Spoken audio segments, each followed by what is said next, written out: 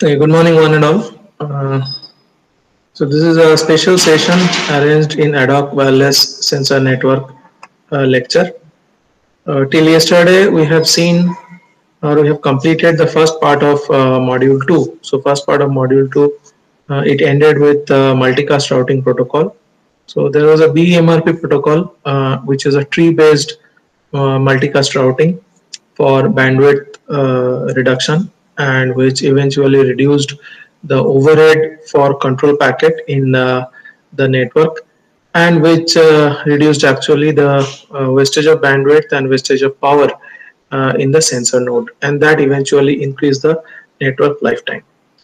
So that part was finished yesterday. That is a tree-based multicast routing. So mesh-based multicast routing we will do in some other time. So I'm coming to this topic. This is the second part of module 2, which is actually related to transport layer protocol in ad hoc wireless network.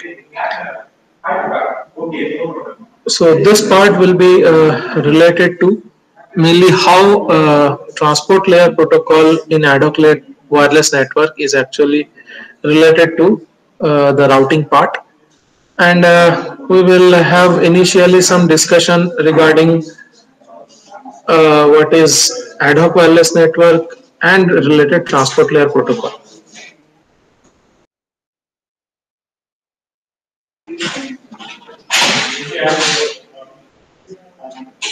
So first we'll be having an introduction of transport layer protocol, and then we will see what are the issues in designing ad hoc wireless network with TCP. So TCP directly cannot be used in case of ad hoc wireless network, so there should be some modifications. So what are the reasons for the same, we will check, and what are the design goals. Finally, we will see why TCP does not perform very well over ad hoc wireless network. So this will be the concluding topic for today. So let's start the session. So this is the topic for today, that is introduction for TCP and design issues, and then why TCP over ad hoc wireless network does not perform well. We will see this introductory part. Later on you can find there are some 5 different protocols for TCP. So these protocols also have to be seen. And finally application control transport protocol, which is called as ACTP, that also we will see. So these are for remaining topics are for next days, but today's topic will be mainly TCP and ad hoc. Okay, what is the compatibility in that we will see today. The transport layer protocol for ad hoc wireless network. What are the main objectives of transport layer?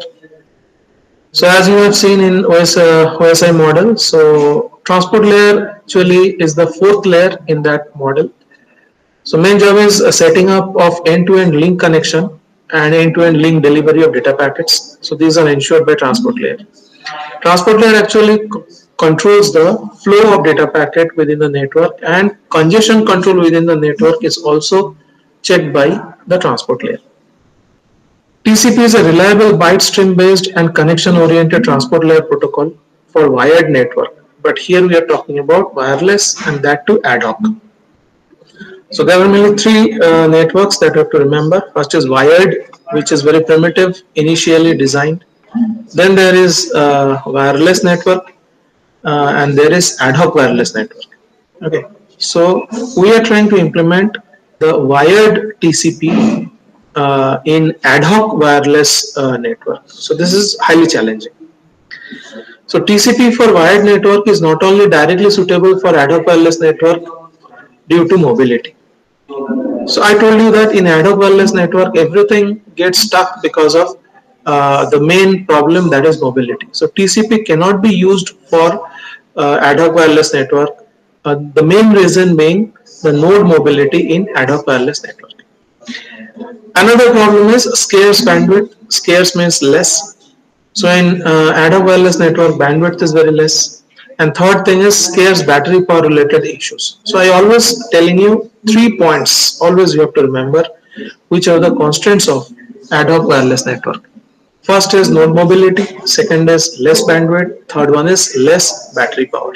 So because of all these three things, TCP directly cannot be used, or TCP protocol directly cannot be used over ad hoc wireless network.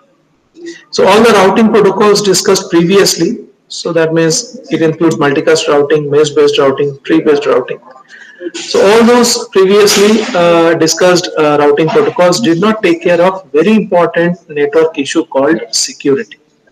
So always we had been talking about mobility, constant bandwidth, constant energy, but never we had talked about security, which is a very important issue in TCP. So it makes ad hoc network highly vulnerable against external threats compared to secured wired cellular phone network. So if you're comparing two networks, one is wireless cellular network, which is an infrastructure based network, and second one is this ad hoc wireless network, which is infrastructure less network. So infrastructure less network, that is ad hoc network, is highly vulnerable. What is meant by vulnerable? Security issue is there and it is not secured. Okay. Whereas cellular phone network is a less a lot higher secured than ad hoc network. So ad hoc network is less secured than cellular network, or cellular network is more secured than ad hoc network. Okay, because certain times TCP is being implemented over cellular network. Okay, and TCP is having inbuilt security measures. Okay, hence TCP over cellular, when it is used, it is more secure. But if you are trying to implement TCP over ad hoc, that is actually less secure. So transport layer takes care of the security issue in ad hoc wireless network, as well as special protocols are designed for that. So directly TCP, if we are trying to implement over ad hoc, it is difficult. Okay. So we have to make necessary changes in TCP. In that case, with those changes, TCP can be used with ad hoc, and TCP with ad hoc, it is more or less highly secured. So that we will find. So what mainly TCP is doing in ad hoc, if is told in one line, that is TCP is actually adding the security feature to ad hoc wireless network, which was otherwise not there. So without TCP, ad hoc network was not very secure. With TCP, ad hoc network is little more secure. So this is the feature and function of fourth OSI layer. So transport layer is the fourth OSI layer. So there is the first layer, physical layer. So wherever we are connecting the sensors, doing the communication, we can touch it. So physical layer we can touch. So all the circuit designing, all the systems, all the things. So that is there in the physical layer. So the first three layers, physical, data link, and network layer. Okay, so they are actually called as hardware layers. This is 7-layer OSI model. And the top three layer is application, presentation, and session layer. They are actually software layers. Transport layer comes in between. So transport layer, which is the main matter of our discussion, transport layer actually is connecting the hardware layers with the software layers. So as we are going from physical layer towards application layer, so we are going from the receiver towards transmission, and as we are coming below, so from application layer to the physical layer, then we are coming from the sender to the receiver. So it depends on, actually we are talking about sending side or receiving side, so it depends. So what main thing we have to say is transport layer is coming in the middle of the hardware and software side, and transport layer is actually called as heart of the OSI layer because it is adding security, it is actually adding the flow control, it is actually controlling the congestion, it is setting up the link, it is responsible for delivery of data packets. So these 4 points always you have to remember. This is in the first slide, the 4 jobs the TCP layer is doing. Okay, flow control, congestion control, setting up of link, and delivery of data packet. All these 4 things are ensured by transport layer. And towards the end, we have seen transport layer is also looking at the security part of the ad hoc network. So these are some features of the transport layer. So before we are going for transport layer protocol, let us find what are the features. So transport layer features is an interface layer between software and hardware side. So it provides higher layers network independent interface to the lower layers. and it is segmentation and reassembly of messages occur here. So whenever the messages are coming here, we are just opening it up first and we are reassembling it before sending it to the upper software layer. So it is an end-to-end error recovery and end-to-end error control. It is already told you that it is this layer is responsible for flow control as well as security and congestion control. So here end-to-end error recovery, end-to-end error control is falling in the security part. Monitoring of quality of service. So proper link between the hardware part side of the OSI model and software side of the OSI model. Okay, so that link is actually built by this transport layer. Hence, quality of service also is ensured by this transport layer. What are the applications of this transport layer? So class of service. So transport layer specifies the service but do not provide it itself. So it is actually kind of a guide for all other layers. It is actually telling other layers what to do and how to do, but it itself is not doing all the execution. So this is kind of a guide. Multiplexing from several transport connections to the same network connection and splitting from same transport connection to several network connections. So this is kind of acting as a mux and demux, taking all the data, splitting up, again rejoining, again retransmitting again. So this kind of mux demux kind of a work is being done with data. So it is actually playing with data. So multiplexing from several transport connections to the same network connection, this is actually muxing, and splitting from same transport connection to several network connections. This is actually a demux kind of a thing. So this kind of things are actually done by this transport layer. Finally, to see that the application reaches the destination application with integrity. With integrity means there is coming a quality of service. With integrity means with highly secured, without any kind of error, without any kind of tampering of data. Okay, so that is actually checked by the transport layer. So to see that the application reaches the destination application with integrity, that means with high security, without any kind of error in the data, that actually is ensured by transport layer. This is a very important question, and there are, I think, 5-6 slides, and this will be the last topic of discussion today. So we will end this session with this topic only. Okay, that is issues in designing transport layer protocol for ad hoc wireless network. So a big 10 marks question, very frequently asked. So what are the issues in designing transport layer protocol for ad hoc wireless network? So I told you that initially the transport layer protocol can be applied for wired network. Transport layer protocol can be applied for cellular network. They are actually offering security. Now, directly they cannot be applied for ad hoc wireless network, because ad hoc wireless network is having mobile nodes. Ad hoc wireless network is having less power, less bandwidth. Ad hoc wireless network is having a security issue. So for all these things, transport layer protocol directly cannot be applied to ad hoc wireless network. So there is coming the design issues in there are some 7 or 8 points. We will check all the 7 or 8 points and we will explain this in detail. So prepare this thing as a 10 marks questions for exam. Very important question. There are some 3-4 diagrams that also you have to produce as is given here. So what are the issues in designing transport layer protocol for ad hoc wireless network? First point, ad hoc wireless network uses multi-hop radio relaying and multicast routing. So ad hoc wireless network, between transmitter and receiver, there are many hops because there are many intermediate nodes. So data packets are transmitted in multi-hop 1, 2, 3, 4, 5 hop. Okay, so every hop is actually using some kind of energy. Every hop is using some kind of transmission and receiver energy from the nodes. And it can be multicast. Okay, that means many source or many receiver, many sender, many receiver. That is also possible. So multi-hop and multicast. That means too much of dynamic movements, too much of activity is there as a part of ad hoc wireless network. So if the packet traffic at a link or path is affected by the packet traffic through its neighboring link, because many links are there which are overlapping, because it is multicast, it is multipath, it is multi-hop. So many links are overlapping. That means same link might be carrying data for two different casting, two different communication. That is possible. So if the packet traffic at one link, that means one path, is affected by the packet traffic through the neighboring link, that means the link which is side by side, then it is referred as a induced traffic. So in one link, the main communication may be affected by the neighboring link communication. So in this case, the main link is called that it is being induced with some traffic from the neighboring link.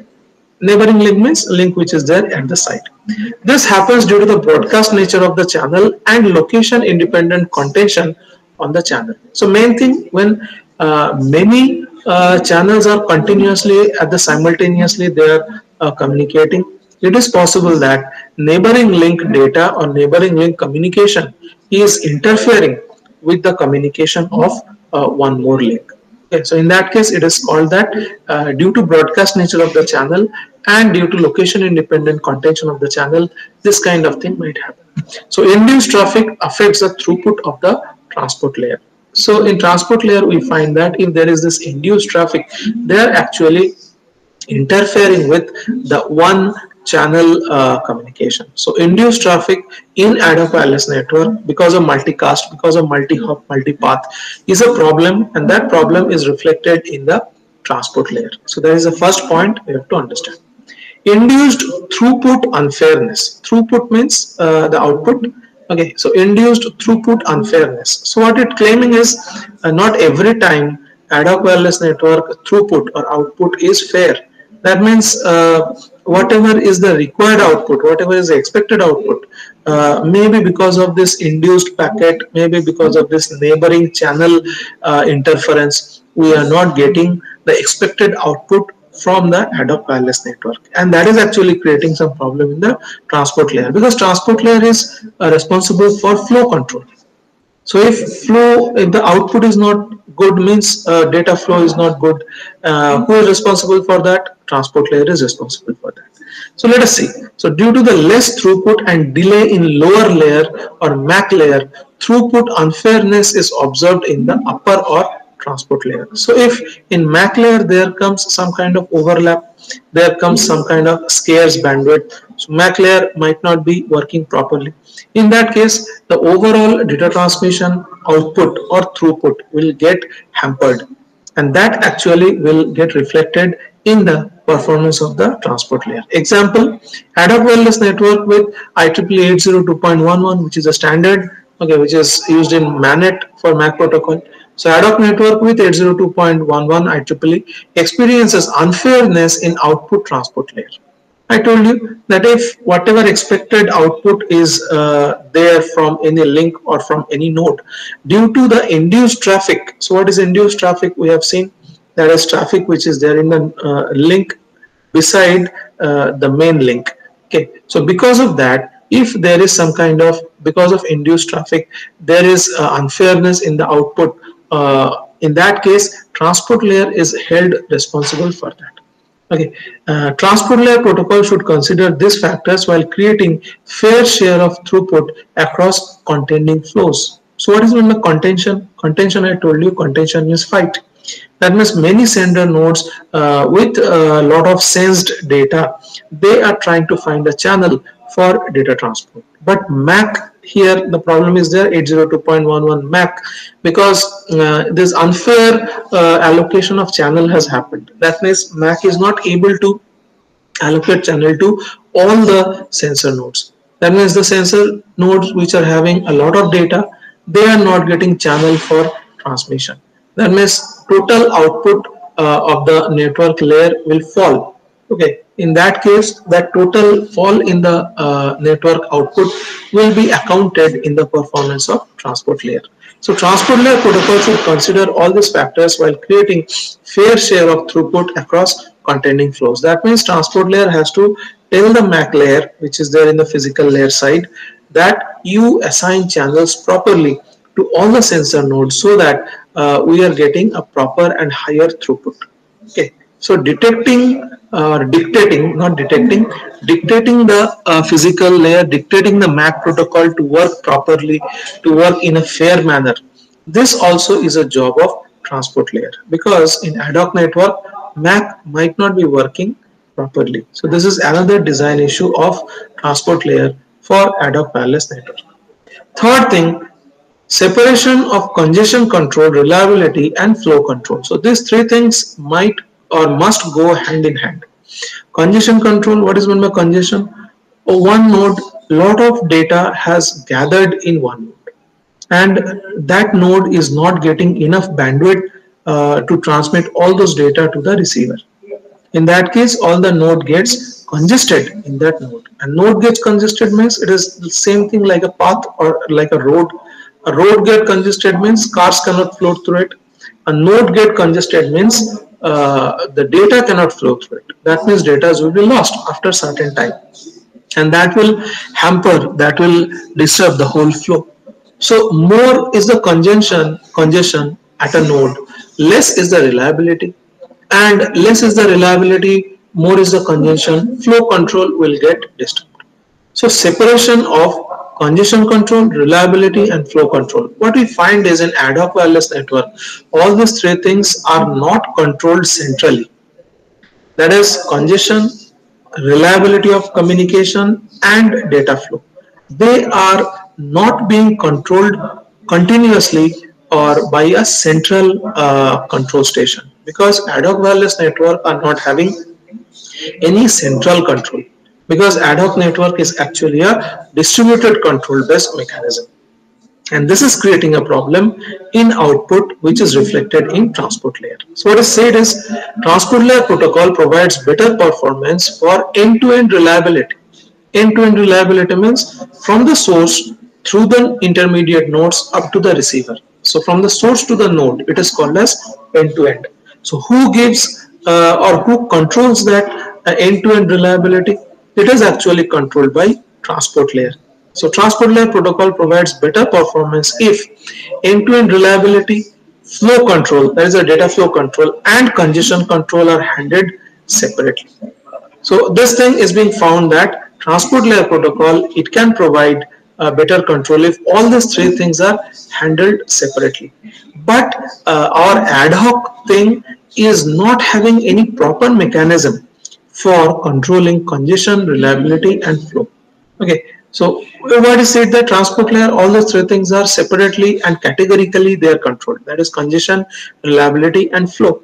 Okay, transport layer also is requiring end-to-end reliability, flow control and congestion control, and transport layer can control them separately. Reliability and flow control are end-to-end activities and congestion control is a local activity, but they are related. If there is a congestion, then end-to-end reliability will not be maintained. Okay, so reliability and low control and flow control are end-to-end activities. So flow control means flow of data from source to the receiver.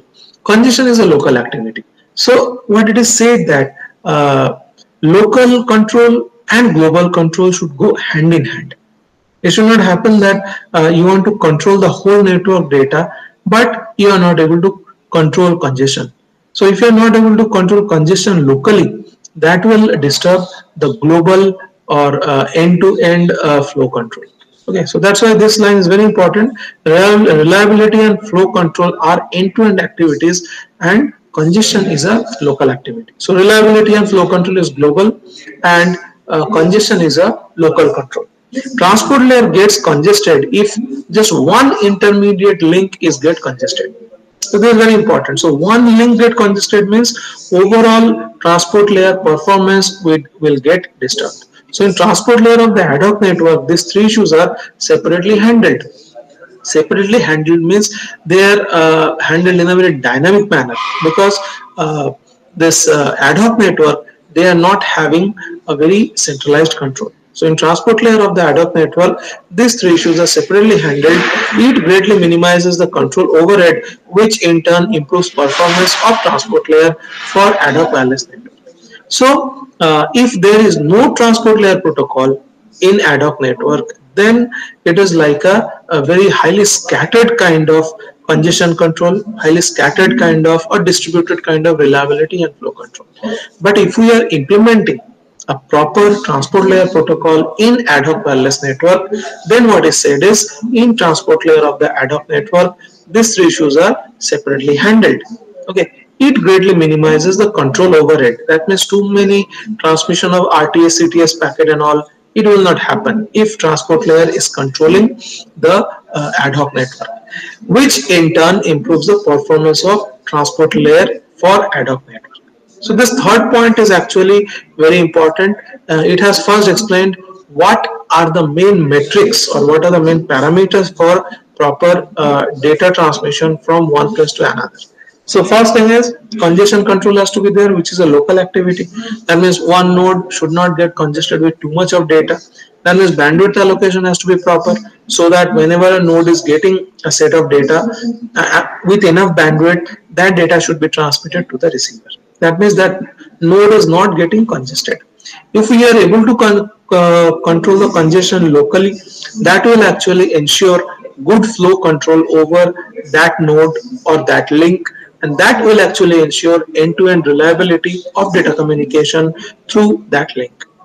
And a very important thing is said here is one link, intermediate link get jammed or congested. This will hamper the overall network performance. That will actually disturb the overall transport layer performance. So transport layer has to check that there is no congestion in any node, there is no congestion in any link. And finally, what is said that if there is a specially designed transport layer protocol for ad hoc wireless network, that will actually reduce control overhead, which in turn will improve the performance of the transport layer of the ad hoc wireless network. So these are the main 3 points. Next point is coming, which is saying that power and bandwidth constraint.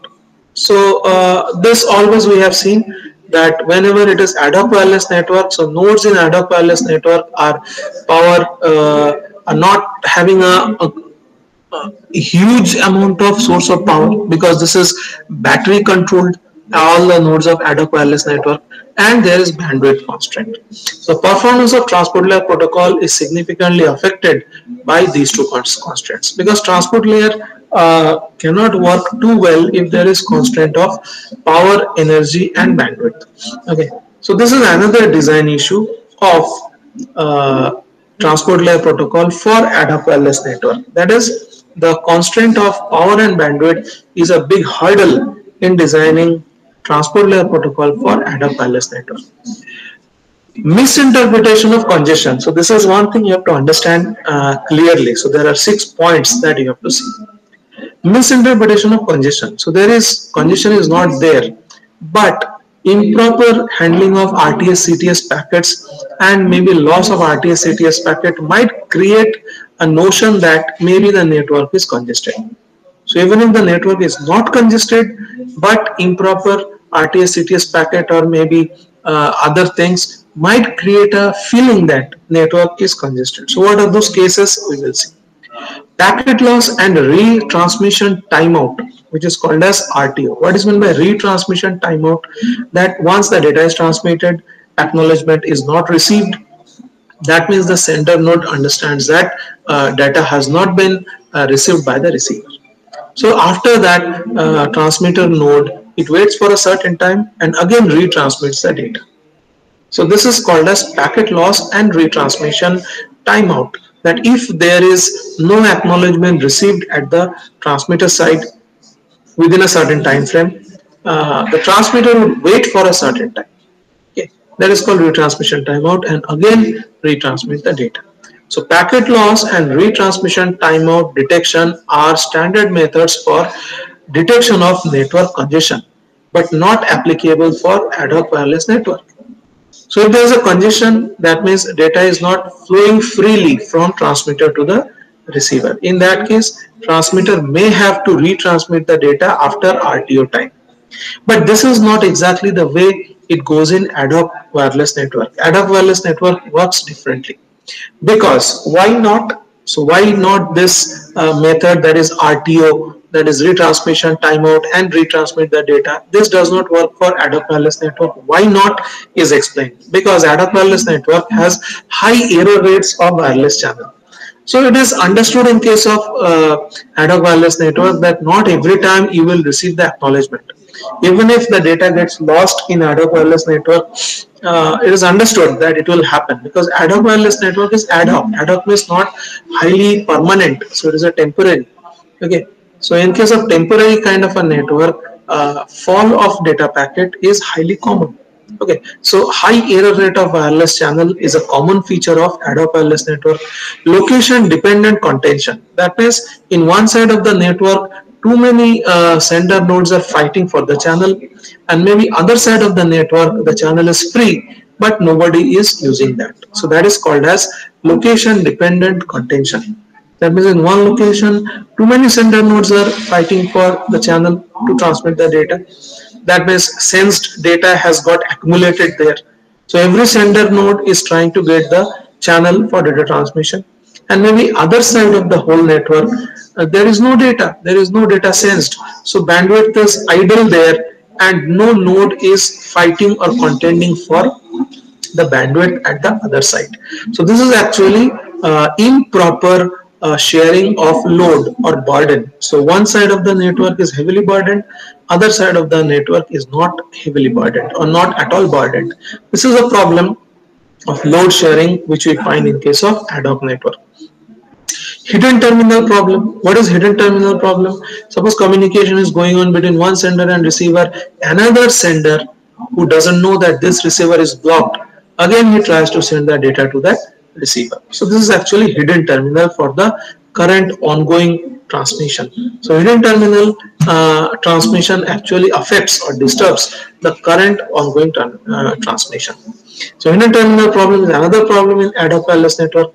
Packet collision in the network, because ad hoc wireless network, it is having distributed control, it is not centralized control. So packet collision is must. Whenever the packet collision occurs, that means one link get jammed. Okay, so there is always more collision, means one link will get jammed with many data packets. Okay, so congestion might be the end result if there is a packet collision. Okay. So that is also another feature or downside of ad hoc wireless network. Path breaks due to node mobility. So many times I have explained it. That is one node. It can have some mobility and it can go out of the whole network. Okay. So whatever tree is there. So yesterday we have seen what is meant by tree for multicast routing. So suddenly the node possible that it has gone out of the tree, it has got range, it has got out of the range of the intermediate node. That is also possible, and in that case the path is broken. So because of path broken between sender and receiver, data is dropped. Okay, so data packet is not transmitted from the sender to the receiver. And last one is node failure due to drained battery. So always we are talking about power aware or energy aware routing protocol, because improper use of battery drains the battery very fast. Okay, too much transmission, too much use of one node repeatedly, that drains the battery very fast. Okay, in that case the node becomes dead. The node becomes dead means it fails to do any kind of communication. So all these are causes of packet loss in ad hoc wireless network, and that is actually misinterpretation of congestion. So congestion has not occurred. Okay, so there may have high rate of wireless channel, high error rate is possible. There may be a hidden terminal problem. There may be packet collision. There may be break due to mobility. There may be a drained battery or node failure. So all these things might happen. Okay, which are very common in ad hoc wireless network. But what the transmitter or what the sender interprets it, the packet is not received by the receiver, means what? Maybe there is a congestion in the network. So again it will try to retransmit the data. So these six are causes of data not received at the receiver. But at the transmitter side, always the transmitter might be thinking that there is a congestion and unnecessarily it will again retransmit the packet. So this is another type of error, okay, which is found in case of ad hoc wireless network with transport layer protocol. Okay, so all the errors, every time sender might think that this is congestion, and because of congestion data is not going, but the node is already dead, that the sender cannot understand. Okay, so this is misinterpretation of congestion. So these six things you have to remember very well, and whenever misinterpretation of congestion is asked, you have to tell that because of these six reasons, data might not reach to the receiver, but transmitter doesn't know for exactly what happened that data is not being received by the receiver. So transmitter can only interpret that, okay, it might be congestion because of which the data is not received by the receiver. So transmitter will keep on retransmitting after a certain RTO time, repeatedly, and that retransmitted data again will create congestion in the network. That is possible. Completely decoupled transport layer. So interaction with the lower layers is a bigger challenge faced by the transport layer. So there are three lower layer and three upper layer. So if there is not proper interconnection between the lower layer with the transport layer, then there is a problem. So wired network transport layer protocols are almost decoupled from the lower layers. Cross-layer interaction between the transport layer and lower MAC layer for ad hoc wireless network is important for the transport layer to adapt the changing working network environment. That means there should be proper connection between the lower layer, MAC layer and transport layer. So in wired network, what is found is wired model. The transport layer is kind of decoupled from the lower MAC layer. But in case of ad hoc wireless network, if that happens, that will create problem. So in ad hoc wireless network, there should be enough connectivity between MAC and transport layer for proper operation. That is what is being implemented here. Dynamic topology. Whenever dynamic word is coming, you have to understand that it is related to mobility. Dynamic means highly changing. So node mobility causes rapidly changing ad hoc wireless network topology. It may lead to frequent path break. It may lead to partitioning. Partitioning means the whole network becomes parted into two.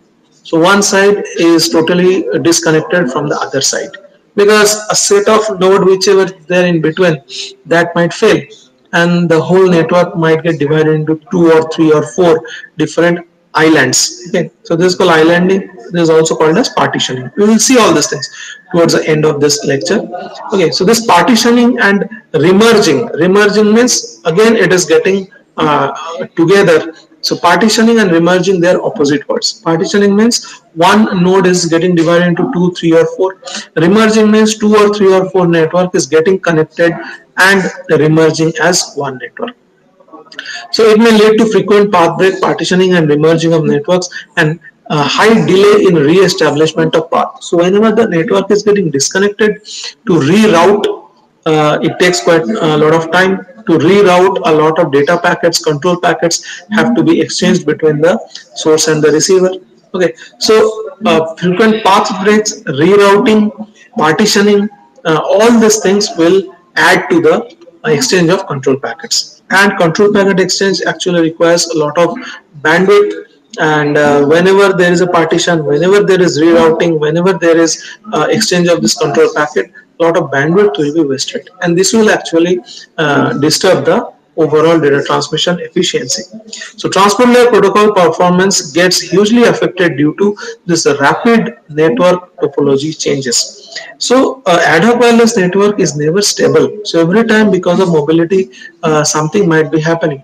So one node, sender node to receiver node, link is properly established, data communication is taking place, packet transmission is taking place. Suddenly, because of node mobility, the node goes out of the contention area and the whole link is broken. Okay, it creates partitioning. Now maybe again due to some mobility in the proper direction, again that sender node comes back to the within the communication area. Again RTS CTS packet exchange has to happen. Again the link has to be established. Okay, so for all this, the data communication gets hampered, and actually that is transport layer protocol performance is getting hugely affected because of this rapid network topology changes, which happens due to dynamic movement of node. So these are some 7 points which are very important and which have to be explained when it is asked. So design issues of issues in designing transport layer protocol for ad hoc wireless network. So these are the design goals of transport layer protocols. So transport layer protocol should maximize the output. Transport layer protocol should provide output fairness across contending flows. That means whoever is trying to transmit, everybody should be given a proper channel for transmission. It should incur minimum connection setup and minimum connection maintenance overhead. This is always discussed. So design goals means ideal scenario. Ideally, what should happen? So ideally there should be maximum output, ideally there should be perfect fairness of data transmission, ideally there should be least control packet exchange between the transmitter to the receiver, and then also we should be able to get highest amount of output. It should minimize, that is transport layer should minimize the resource requirement for setting up of maintaining the connection to make the protocol scalable at larger network. So minimizing the resource means less bandwidth. So to set up this connection between sender and receiver, we need to exchange this RTS CTS packets, which are control overheads. For that we require bandwidth. So that is actually the resource. So transport layer has to see that with minimum usage of bandwidth, then also we are able to set up the connection, and then also we are able to set up the communication between the sender and the receiver. The transport layer protocol should have mechanisms for congestion control and flow control within the ad hoc wireless network. So transport layer protocol should have mechanisms for congestion control and flow control. So four things I told you. So congestion control and flow control are main things of that. It should be able to provide both reliable and unreliable connections as per requirements of the application layer. So both reliable and unreliable connection, both should be continuously maintained by the transport layer protocol within the ad hoc wireless network. It should be able to adapt to the dynamics of the network, such as rapid changes of topology and changes in the nature of wireless links in bidirectional and unidirectional, vice versa. So even if there is highly dynamic node mobility, then also the link should be maintained, data transmission must go on. Most important resource, the available bandwidth must be used efficiently. So this ideal scenario I told, bandwidth usage should be very perfect. It should be aware of resource constraints such as battery power and buffer size and make efficient use of them. The transport layer protocol should make use of information from the lower layers such as MAC layer in the protocol stack for improving the network throughput. It should have a well-defined cross-layer interconnection framework for effective, scalable, and protocol-independent interaction with lower layers. The protocol should maintain end-to-end semantics. So main things are 3-4, that is whatever happens within the network. So there's a design goal, whatever dynamic nature, node mobility, whatever congestion, whatever link failure, anything happens within the network, then also the end-to-end connectivity must be maintained. That means from the source to destination connectivity must be maintained, and for setting up of any connection, very less bandwidth, very less amount of control overhead should be used. Congestion must be controlled, security must be ensured, and anything happens, the link connectivity must not go off. Link connectivity must be there. So these are actually the design goals of transport layer when it is designed for ad hoc wireless network. So this is a classification of transport layer solution. So transport layer solution for ad hoc wireless network is mainly divided into two cases. One is TCP over ad hoc. Okay, so there are mainly two approaches. One is split approach, another is end-to-end approach. So in split approach, we say split TCP. So this is a protocol. And end-to-end approach, there is TCP ELFN. So this is there in our syllabus, extended link failure. So TCP-F, TCP bus, ATCP. So all these are there, part of our syllabus. We will be seeing after this. Okay, so with this chapter actually will get over. And other transport layer protocol, in that there is ACTP and ATP. Okay, so ACTP is also there in our syllabus. So these are some protocols that we have to study as a part of a transport layer solution for ad hoc wireless network. Okay. Now we come to the last question. That is why TCP does not perform well in ad hoc wireless network. So this again a question for 10 marks. Okay, so this we have to ensure TCP working with ad hoc wireless network, but it is found that TCP is not performing satisfactorily over ad hoc wireless network. A very favorite question of the examiners, and it must be prepared for 10 marks with all the diagrams and everything. So the major issues behind throughput degradation, that is output degradation, less output, that transmission control protocol, that is TCP, faces when used in ad hoc wireless network are as following. So why TCP based ad hoc wireless network does not give satisfactory output? There are 7 reasons for that.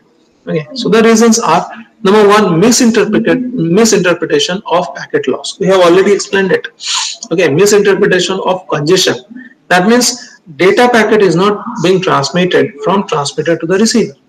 And the reasons can be many. Reason can be there may be congestion, there may be link failure, there may be delay, there may be a node is broken, node is dead, there may be the path is broken, many things. Okay, but always we are not able to understand exactly what is the reason at the transmitter side. So TCP is mainly designed for wired network where packet loss is a measure of network congestion.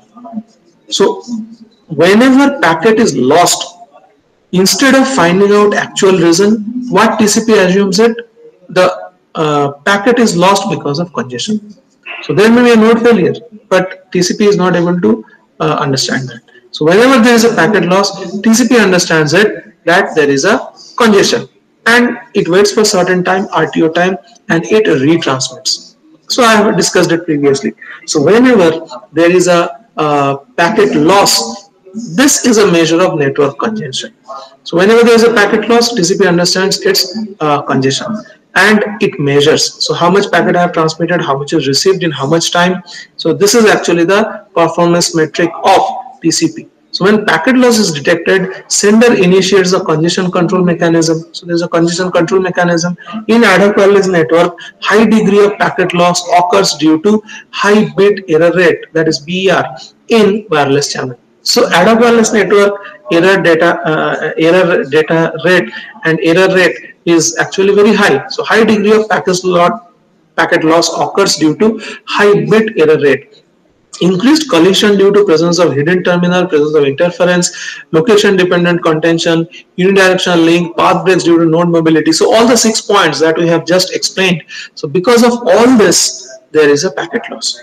But TCP thinks only because of congestion packet loss is occurring. Okay, and TCP maintains its record based on congestion. So how good or how bad TCP is performing, it depends on congestion. And anything happens in the network, TCP tries to understand it is congestion. That means TCP is actually misinterpreting the whole packet loss thing in a ad hoc wireless network. And TCP cannot change itself because TCP is designed in such a way that whenever there is a packet loss, it has to assume that it is congestion. But these are the 6 reasons which TCP is not able to understand. So why does TCP not perform well in ad hoc network? First reason is TCP is misinterpreting the different types of error that is occurring in ad hoc wireless network. And TCP is misinterpreting every error as congestion. And this is the first reason why TCP is not performing well when it is implemented over ad hoc. That is misinterpretation of packet loss, that is misinterpretation of errors, that TCP is not able to understand exactly what's happening, that packet is getting lost. Instead of that, TCP is assuming everything as congestion. Okay. So this is a main problem in case of why TCP not performing well in ad hoc. Second thing, frequent path breaks. See, all the issues, design issues which were there, all those design issues will come here and we'll rediscuss the things again. Okay, so frequent path break, we told you that ad hoc wireless network is full of mobility, there is huge node mobility, there is always a path break because of that. Whenever there is a path break, the packet drop will occur. Whenever the packet drop occurs, the TCP does not understand it is due to node mobility. TCP will understand it is because of congestion. So the actually link failure or packet loss occurred because of node mobility, but TCP misinterprets with congestion. Okay, so there's the problem. So just let us see, due to unrestricted node mobility. So there's the first thing in ad hoc, we are not restricting node mobility, that you cannot go this much, you cannot go that side. We don't do it because ad hoc networks are free. Freedom is the basis. Okay. So due to unrestricted node mobility, dynamic topology change and route change occurs in ad hoc network continuously. Hence, route to a destination is to be recalculated very frequently. So that's why in fish-eye network, in DSDV network, we have seen a protocol, we have seen continuously there is an update table which is flooded throughout the network to tell the other nodes about the current position of all the nodes, because nodes are moving. Re-establishment of a broken route is the job of the network layer. Okay, so network layer is below. So network layer is actually responsible for re-establishment of a broken route. It is a time-consuming process which depends upon different factors. So these are short questions. That is, what are the factors responsible for broken network repairment? So that can be one question. So it is a time-consuming process, that is re-establishment of broken route, and which depends on different factors. There is number of network nodes. So more number of network nodes are involved. In that case, route re-establishment will be a more difficult process. Transmission range of node. So if ranges are transmitting over huge distance, then re-establishment of node will be more time consuming. Current network topology. If topology is static, re-establishment will happen easily. Topology is dynamic, in that case, re-establishment of network link will be difficult. Channel bandwidth. For re-establishment, we have to exchange some packets, but if bandwidth is less, in that case, RTS, CTS exchange and all this thing will take some time, more time. In that case, re-establishment of network also will take much more time. Okay, network load traffic, very important thing. Okay, so this is a real-time thing. If it's a real-time re-establishment of node link, in that case real time load traffic, if it is there on that link, we will lose a huge amount of data if it is taking too much time for re-establishing the link. So if it's a continuous flow is there on a link and that link gets broken somehow, in that case re-establishment will be very difficult and it will be too much of time consuming, and it will hamper the overall node performance to a great extent. And nature of routing protocol. So all routing protocols are not same. Certain time we have seen DSDV protocol, it is actually generating huge long table. So there is a huge stack or memory required to work with DSDV protocol. But fisheye protocol, the first advantage is fisheye protocol is having smaller size of table. Okay, so if you are using DSDV table and if you are trying to re-establish the link, in that case, huge exchange of huge size packet has to occur. So in that case, re-establishment of broken link or route will be a difficult process. So this is a very big question, good question. That is, what are the factors that decides that how fast the re-establishment of a broken route can happen? So these are the 5 or 6 points you have to remember. If route re-establishment time is greater than RTO, RTO means retransmission time of TCP sender, the TCP sender assumes link congestion. So I told you before, anything happens, anything, anywhere data drop happens, the TCP thinks it's a congestion and retransmits the packet initiation, the congestion control algorithm. So first it waits for a certain time and then it retransmits the data. And there is a congestion control algorithm which actually is initiated in TCP. Retransmission wastes bandwidth. So instead of finding what is the main reason of packet drop, retransmission is being done by the sender under TCP protocol. And retransmission every time is wasting the bandwidth and battery power. So there is a node break. So there is no point retransmitting. That packet also will get lost. Okay. So this part is not understood in TCP protocol by the sender node. Eventually, when a new route is found, the link output remains low for some time as it has built up a congestion control window since TCP undergoes a slow start. So we have not discussed much about congestion control algorithm. So there is like a back of time. Initially, whenever the congestion occurs, then it tries to find out a route, new route. So whenever the new route is found, in that case, very suddenly the huge amount of data traffic cannot pass through it. So it takes quite a time to build up the communication process, and after certain time, after this TCP window time, then the communication actually picks up. Okay, so frequent path break, the reason for that, and re-establishment of that path is a big problem in case of ad hoc wireless network. And if it is a network with huge load traffic, then it is more difficult. Okay, so these are the reasons why the TCP does not perform well with the ad hoc wireless network. So main reason is the frequent path break because of node mobility. Third thing, effect of path length. Okay, so TCP output degrades fast with increase in the path length in ad hoc network topology. So path length is nothing but the distance between the transmitter and receiver. So just check, if there is only 2 hop between transmitter and receiver, at that time output is quite high in kbps. So there is a graph where we find that as the number of hop is increasing, at the time the total amount of kbps transmitted from the transmitter to the receiver is reducing. So for 12 hop, that means number of hop between sender and receiver is 12. In that case, the total output of the TCP has decreased to a very great extent. Okay, so what we find is, if the length of the path between sender and receiver is more, in that case TCP will be producing very less and less output. So this is another disadvantage why TCP is not affordable, or why TCP is not performing well in case of ad hoc wireless network. Misinterpretation of congestion window. So TCP considers congestion window as a measure of rate of transmission that is acceptable to a new and the receiver. So in ad hoc wireless network, the congestion control mechanism is initiated when the path breaks. This increases the RTO period. So more amount of time the data is not transmitted or reached to the receiver. So what transmitter thinks that huge amount of congestion is there. So whenever huge amount of congestion is there, means the RTO period will keep on increasing. RTO period is keep on increasing means when route is reconfigured, then congestion window may not reflect the transmission rate acceptable to the new route.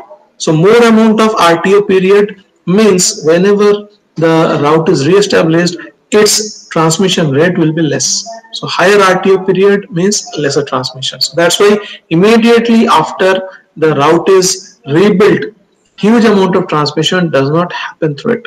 So when route is reconfigured, congestion window may not reflect the transmission rate acceptable for the new route, as the new route might accept a higher transmission rate. Hence, during the frequent topology change and frequent path break, the congestion window may not reflect the maximum transmission rate acceptable for the network and the receiver. So what it means is, whenever there is a congestion, the RTO time keeps on building up. Whenever the RTO times keeps on building up, after that, when the route path is re-established, then immediately huge amount of transmission does not take place between the sender to the receiver through the newly re-established path. So it takes quite a lot of time to increase the data rate to high level, and to have a proper good flow of data through the re-established path. So that is actually the misinterpretation of congestion window. Asymmetric link behavior. So asymmetric link behavior means radio channel used in ad hoc wireless network has properties such as location dependent contention, environment effect on propagation, and directional property leading to asymmetric link. So what is location dependent contention? I told you that one part of the network is having all the bandwidth and they are not being used. Another part of the network, all the nodes are fighting for the bandwidth. Okay, so that is asymmetric or location dependent contention. Environmental effect on propagation. So some part of the node, it is under a good environment, proper communication is going on. Other part, maybe due to environmental effect, communication is not proper. Directional properties of antenna means antenna is not sending data to every direction. Antenna maybe is sending data to only a set of other nodes. So in that case, the whole network throughput or output will get hampered. Directional links can result in a delivery of packet to a node, but failure in the delivery of acknowledgement back to the sender. So if it is highly directional, that means failure to that node will totally disrupt the overall network communication.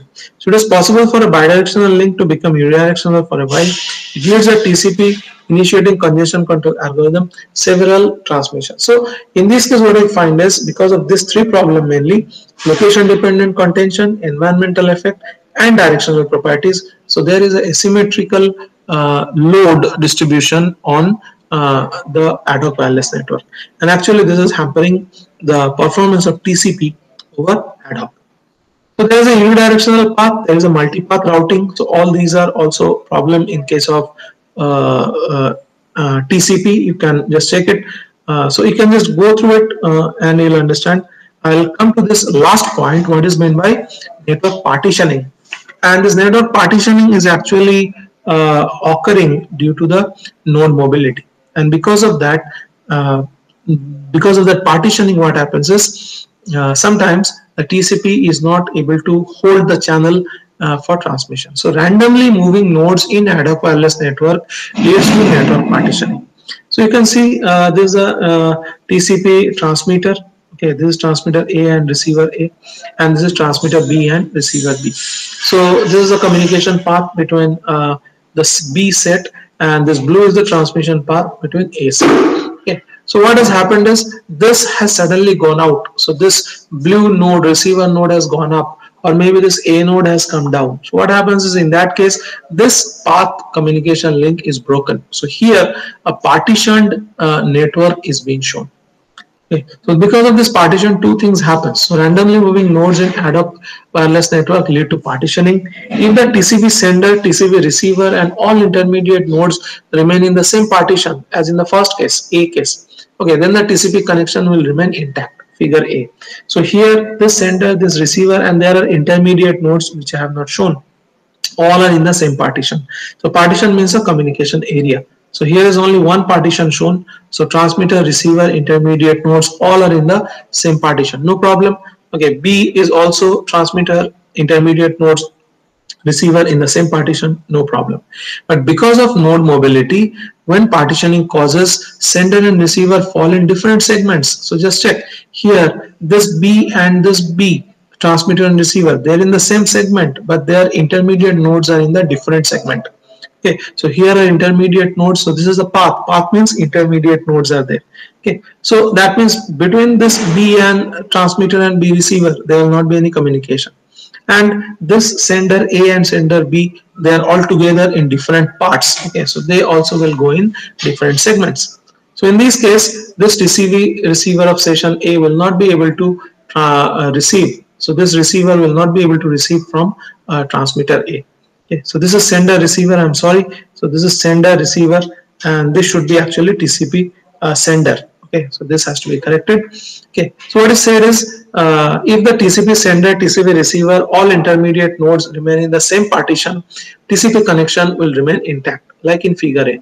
When partitioning occurs, at that time sender and receiver fall in different segments, then the intermediate node performance gets severely affected.